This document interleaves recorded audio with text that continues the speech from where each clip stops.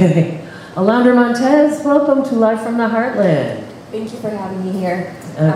Yes? I was just going to say thank you so much. Just it's so good to be at the WLUW, my alma mater. Yeah. When did you graduate from Lonergan? 2006. A youngster. I actually did my master's at Loyola in 2006, so there you go. We were so anxious to having this show, we played the music promo for your segment. At the beginning of the show, we had a little Tracy Chapman to lead things off, a wonderful a cappella version at a concert of Behind the Wall, and from 1988. And so for you listeners who wonder why we started without Jimi Hendrix or Kevin or something like that, that was the reason. We had a little Tracy Chapman there at the beginning. Tell us about your center and what it's trying to do now that we are starting Domestic Violence Awareness Month. Yes, thank you. So October is Domestic Violence Awareness Month, and the Center for Advancing Domestic Peace has been around since 1997. Started off at the West Side, the West Side Domestic Abuse, Right. and now is the Center for Advancing Domestic Peace. And what we do is we are the sole nonprofit dedicated to working with perpetrators of domestic violence. It's a little bit different. We do provide the Partner Abuse Intervention Program. We also do case management. So we do work with our participants to overcome some of the barriers that may be stopping them from completing a program and reducing that violence. We do provide aftercare for men and women. And we also work with law enforcement professionals, domestic violence professionals, and do some community training and some community outreach. We do work with men, women, same-sex partners. Mm-hmm. We do have Spanish groups as well. And you'll find us in the Englewood community, and the Tri-Taylor community, and also Chicago Lawn community. So the article I was referring to earlier that dealt with violence in the U.S. Listed the categories of people who die of gun deaths, and women from their partners was the second under teenage young men of color across this country as the highest after the suicides. Suicide is the greatest gun death, then young men, and then women killed by their intimate partners. How do you feel like, I know there's more awareness than ever publicly, how are we doing in so far as getting better at training potential partners from going to that extreme? So a couple of things you mentioned. So it is the 30th anniversary of domestic violence awareness. Wow. So we are getting better. There's still a lot of work to do. Mm-hmm. And so right now, one of the biggest projects that is helping us and create more awareness is our Neighborhood Barbers for Peace. And we're doing that through the Safe and Peaceful Community Fund. And that is really working with our community barbers and teaching them what is domestic violence, just the basics. And to look out when they talk to the people in their community who trust them, who come maybe every week or every other week. What are the signs? What are the resources out there? And spreading awareness that way. We're also trying to do a public awareness campaign, and we have posters and radio spots. But really, when we talk to people, men and women, really talking about some healthy communication skills and how to really, work on those beliefs, those societal beliefs, Right. those the male privilege, the gender inequalities. I mean, everything kind of that Veronica touched on too right before me. We are working with that. We have to work in the home to be able to then make some impact in the community as well. So. How do you deal with the cultural tendencies that we get more awareness of as we grow as a nation? But we do have communities or ethnicities or national breakdown of men who are used to the "you walk 10 steps behind me" thing, and so on. You know what I'm saying? So how tricky is it, or how have you addressed the fact that we've got different communities that have different mores and customs, and that have to be taught really it's not okay to subjugate, to hurt, to physically abuse? partner? I mean, yes, there is a lot of cultural, even religious, but domestic violence does affect everyone across every community, every race, and it's not just men. You know, there's some women who are perpetrated as well. But really, the way that the center works is we are very strength focused and trauma informed. So we work with the participants as a human being as well, and give them the services that they need. We don't treat it as a consequences. Yes, they may be referred through the court systems or child welfare agencies, but we treat them like another human being. Like, these are some beliefs you maybe were taught, some skills you may be using wrong or may need to learn. This is how we can help you.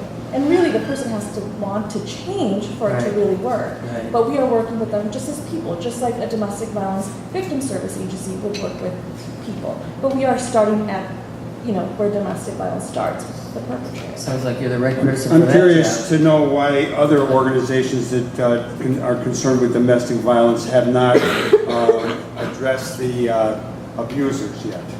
Well, I mean, you've already talked about it a little bit, but, because, the sort of stereotype is, in my mind, is that someone gets beat up by their partner and then doesn't press charges.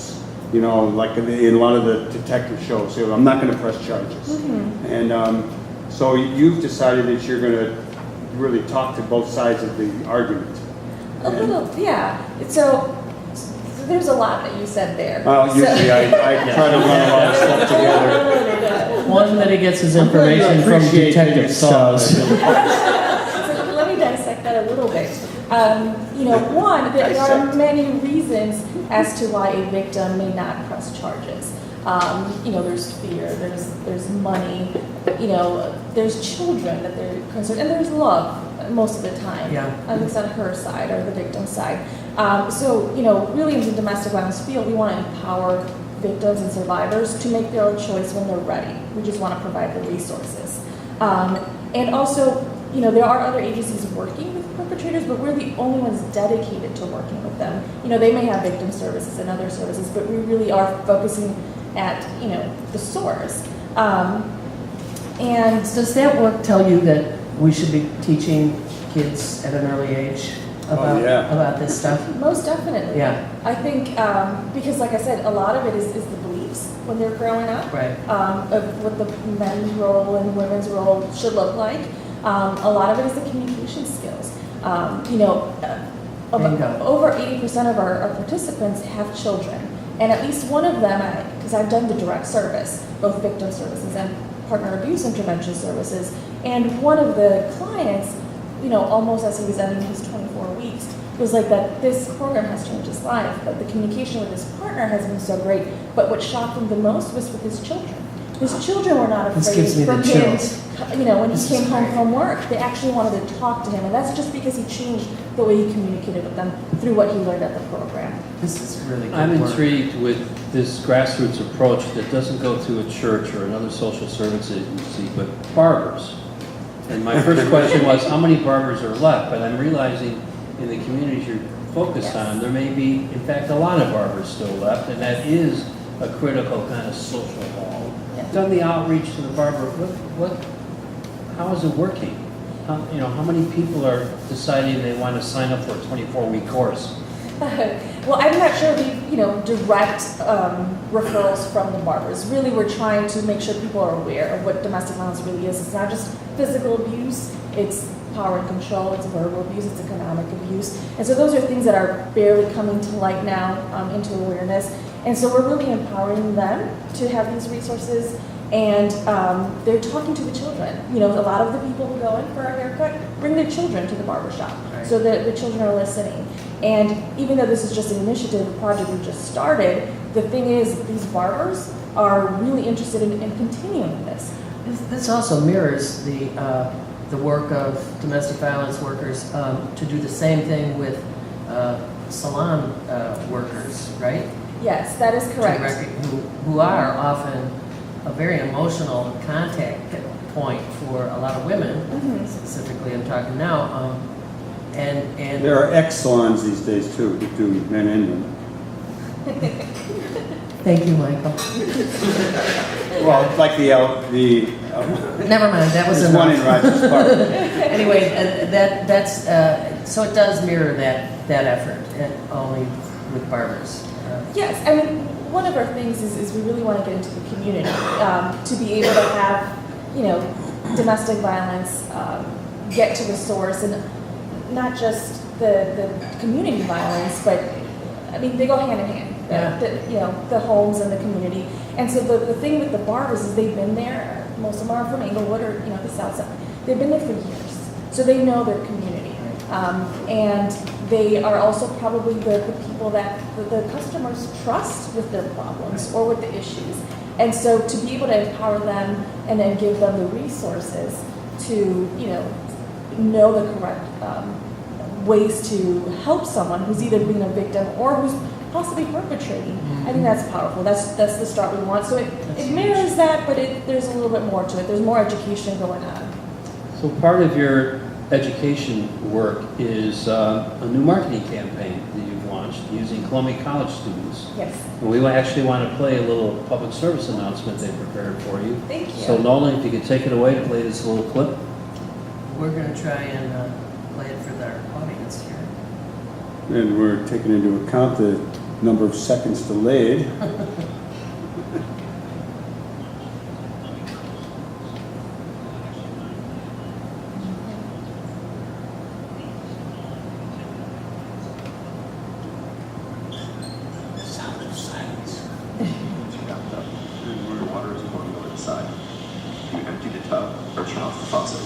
Emptying the tub solves the immediate problem, but it won't stop the tub from refilling. Turning off the faucet takes away the source of the water. When it comes to domestic violence, escaping the person who used to abuse is urgently important.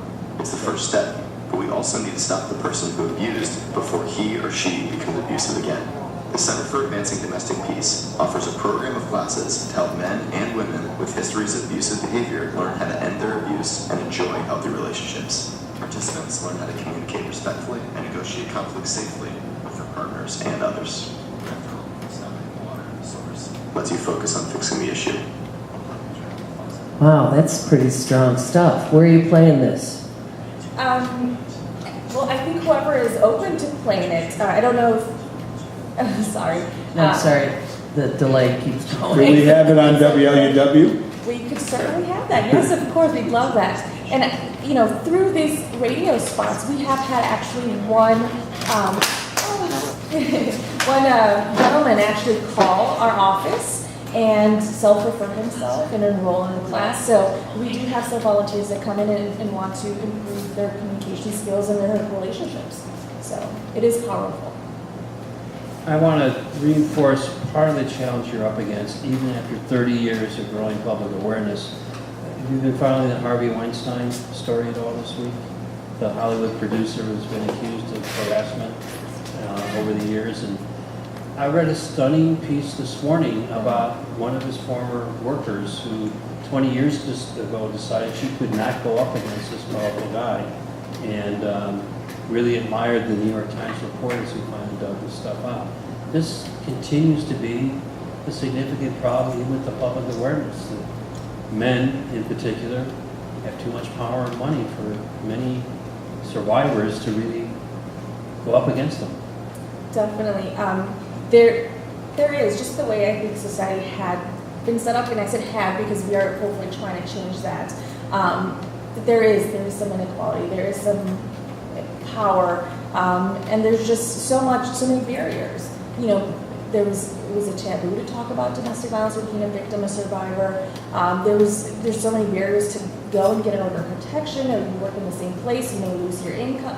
There's a lot of struggles, so I can understand where that's coming from, but we are creating a space for that to be talked about, for it to be known and not hidden anymore. And there are resources. We work with a lot of our partner agencies, victim services, to make sure that we support both sides to try to end domestic violence. I really, I'm so impressed with the approach that you're taking, and that it's taken now, you say it's 30 years that we've had the Domestic Violence Awareness Month. Yes. I guess it's taken that long or just almost that long for workers in the field to understand if we don't deal with the abusers, the perpetrators, if you will, there's no end to this, right?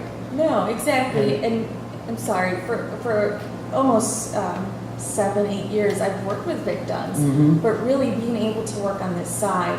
And again, they are people too, and they, make mistakes. And, if they do go through programs and get the support, that they may change. But that's really the way to fight domestic violence, to be able to break that cycle, is to help it at the source, help the people who've perpetrated change. Otherwise, we're going to still, working and helping victims after victims if we haven't helped that perpetrator. Who's doing the most, besides your group, who's doing the most to make this happen, to support your work? I mean, there's several other agencies that do partner abuse intervention.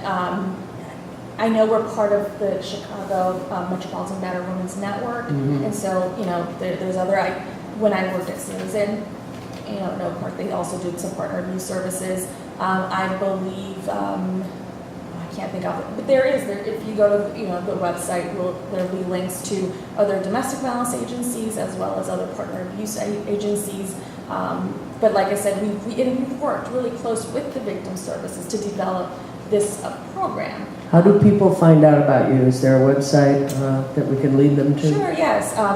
Center for Advancing Domestic Peace, or you can call our main office, 312-265-0206. And we also have a Facebook page, Center for Advancing Domestic Peace.